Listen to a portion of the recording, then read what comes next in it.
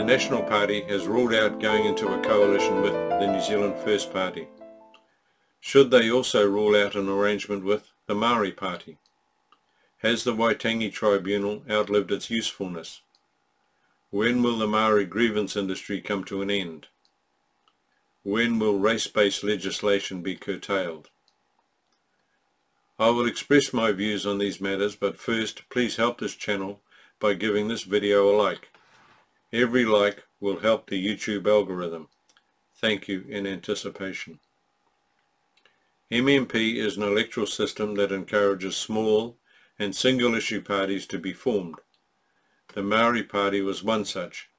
It was formed when the Helen Clark Labour government passed legislation in 2004 that put all the foreshore and seabed into public ownership. One of the few things that I supported them on. This did not please the Maori elite movement, which wants to gain a dominant role in the running of New Zealand. This includes rights akin to ownership of all the beaches and the coastal areas around New Zealand.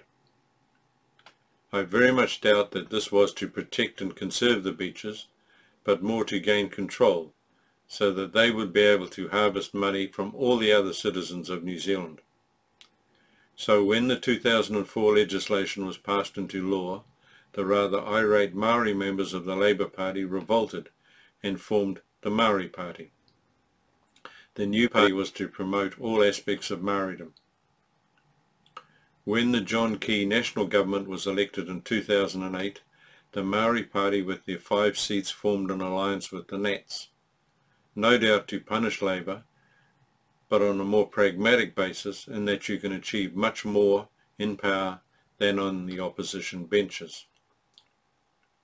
As such, they wielded more influence than their numbers warranted. They achieved the ditching of the 2004 Seabed Act to be replaced by the Marine and Coastal Area Act. This new legislation enabled Maori to claim ownership of the coast, and this with very generous financial help from the taxpayer.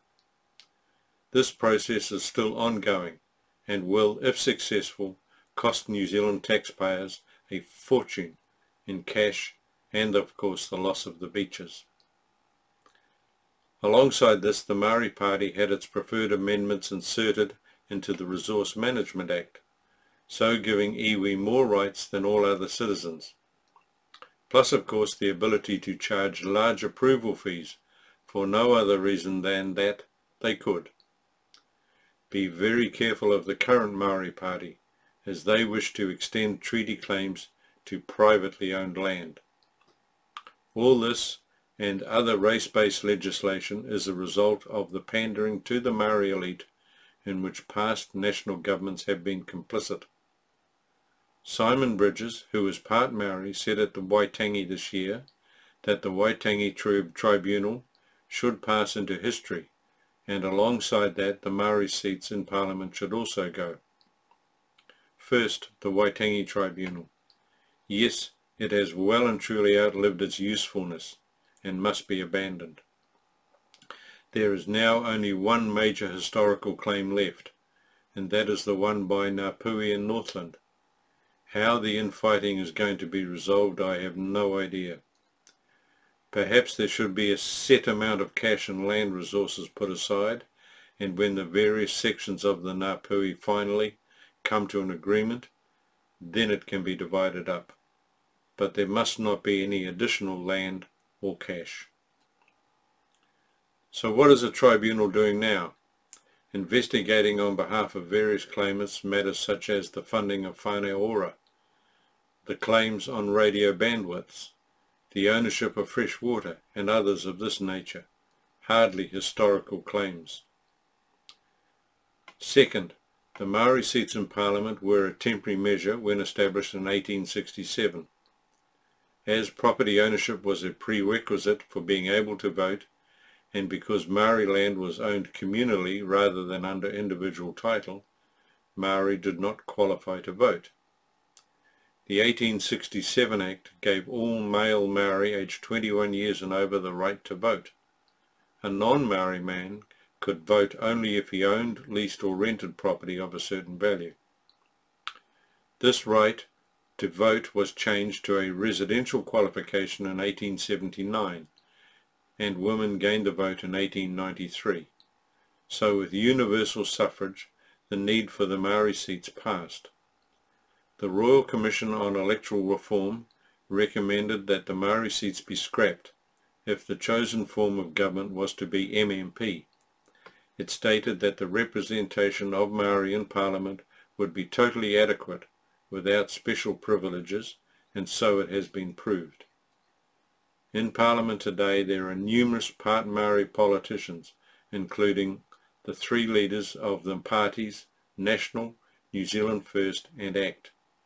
Accordingly, where is the need for separate representation?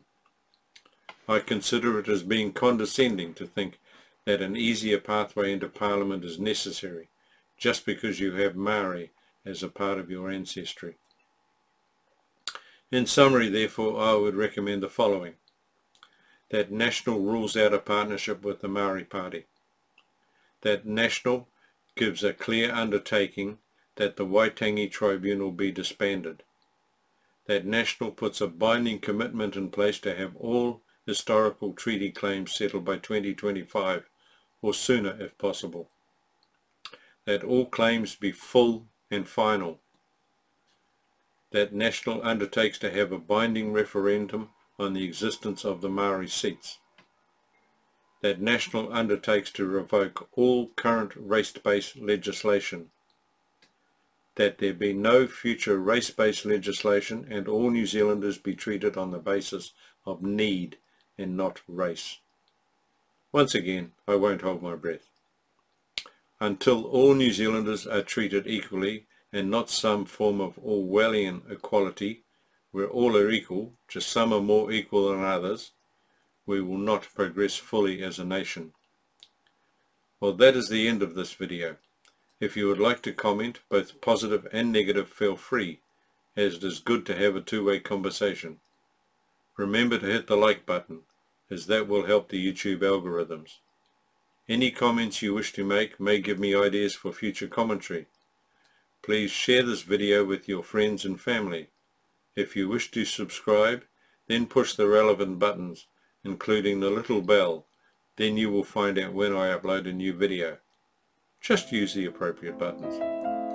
Thanks for watching Captain Cookie's commentary, and we will see you next time.